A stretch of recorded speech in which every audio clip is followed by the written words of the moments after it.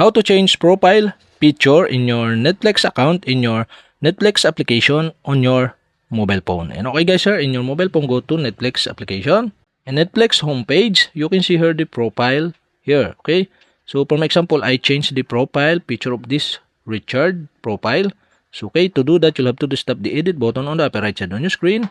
And now you can see the pencil icon on profile. So okay, you'll have to do is tap the pencil icon on the profile you want to change the picture or photo. Okay, you'll have to do to change this is tap the pencil icon again on the profile. Okay, tap the pencil icon and now you can see the option of profile available to use on Netflix. So for example, I choose into the classic profile. So you can slide to the left or right to show more profile on the classic. So I decide to set into color blue the profile picture and that's it. Okay, after that, after you change the profile picture, tap the done button on the upper right side on your screen and tap the done button on the upper right side on your screen again to save the settings, and that's it.